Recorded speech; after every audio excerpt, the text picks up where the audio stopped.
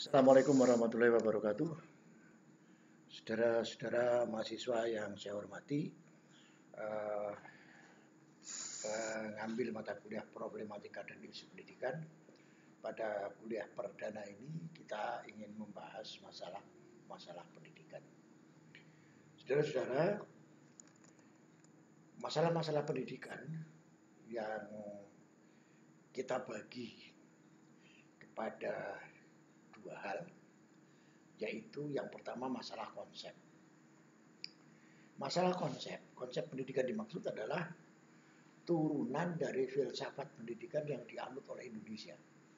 Sekali lagi, masalah konsep itu dimaksud di sini adalah konsep pendidikan turunan dari filsafat pendidikan yang dianut oleh Indonesia.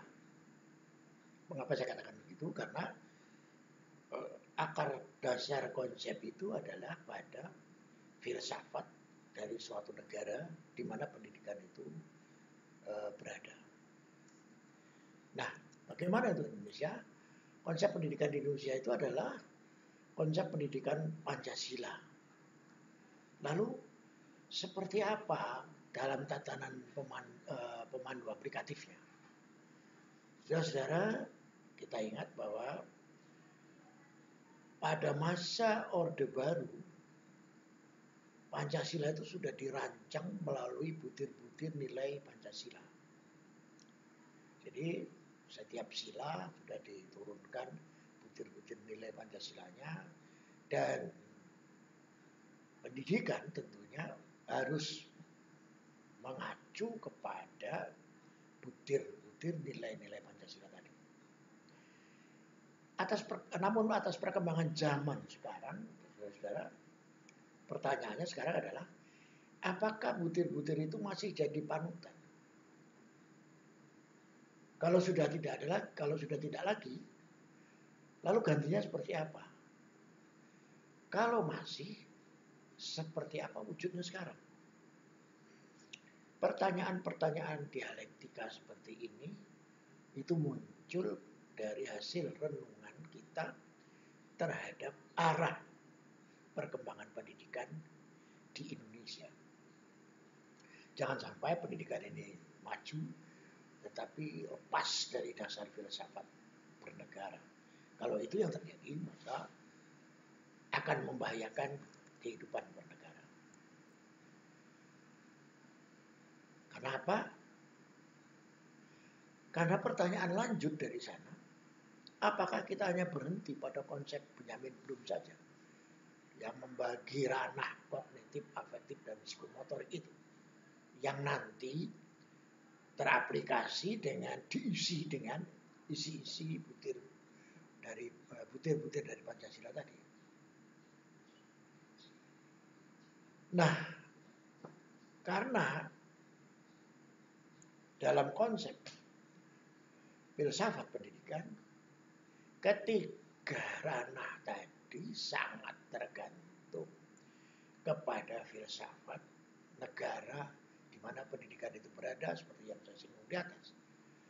Muatan dari ketiganya apakah berisi liberalis, kapitalis, atau pancasilais, itu tergantung dari kesepakatan bersama secara nasional dari negara itu terhadap konsep filosofi dasar pendidikan. Itu yang pertama. Kemudian yang berikutnya masalahnya adalah kelembagaan. Masalah kelembagaan dimaksud adalah lembaga yang mengelola pendidikan dari tingkat prasekolah sampai dengan perguruan tinggi.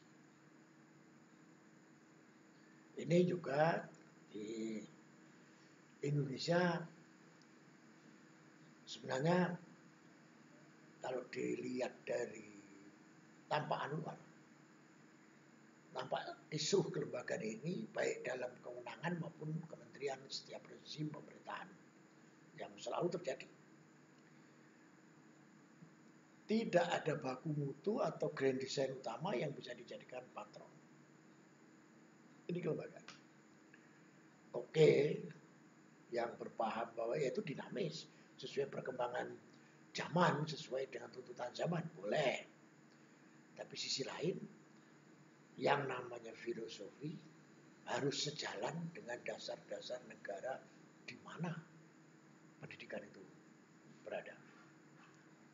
Jadi ada pemikiran-pemikiran, adapun pemikiran-pemikiran dinamis yang mengatasnamakan tuntutan zaman itu tidak dinafikan, tapi juga perlu diingat dasar sebagai roh keberlangsungan pendidikan itu adalah pada dasar negara.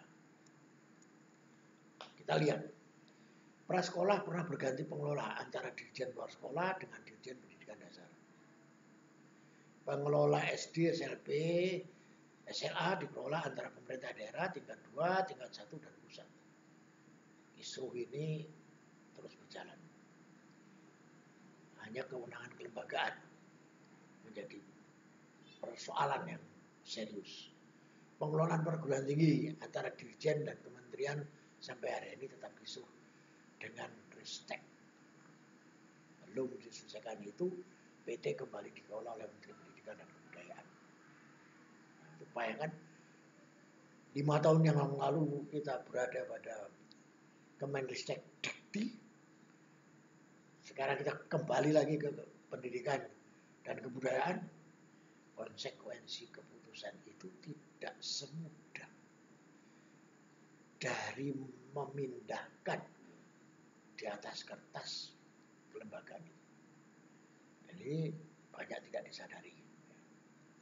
Nah, yang berikutnya masalah sistem. Jadi kita bicara sekarang sistem. Belum ada sistem baku yang akan dianut sehingga setiap saat kita berubah, tetapi tidak jelas arah perubahannya. Satu contoh, pendidikan akademik dan vokasi sering berbenturan di lapangan. Ini kebijakan-kebijakan yang diambil oleh pemerintah sering membenturkan, baik sengaja maupun tidak sengaja, kedua hal ini. Contohnya, ya, satu sisi SMA atau madrasah aliyah negeri kelebihan guru. Justru sekolah kejuruan kekurangan guru. Waktu kita telusuri sistem rekrutmennya seperti apa. Ternyata sistem rekrutmennya juga tidak jelas. Di sekolah kejuruan yang paling terasa. Sampai hari ini persoalan-persoalan itu masih menggantung, belum ada kebijakan makro yang bisa menyelesaikan persoalan-persoalan ini. Nah, saudara-saudara, itu sebagai awal pembuka diskusi topik kita, dan mudah-mudahan ini jadi masalah penelitian mini saudara nantinya. Tapi Anda sudah bisa membayangkan bagaimana benturan-benturan ketiga persoalan tadi menjadi sebegitu rumit di lapangan antara filosofi, kelembagaan, sistem, itu tidak pernah berhenti sampai di situ saja. Nah, untuk itu coba Anda bayangkan penyelesaiannya seperti apa yang sebaiknya kita bisa lakukan. Hal ini kita bisa diskusikan bersama pada pertemuan yang akan datang, dan harapan saya Anda sudah bisa menemukan solusi-solusi akademik maupun solusi-solusi praksis. Saya kira sampai di situ. Assalamualaikum warahmatullahi wabarakatuh.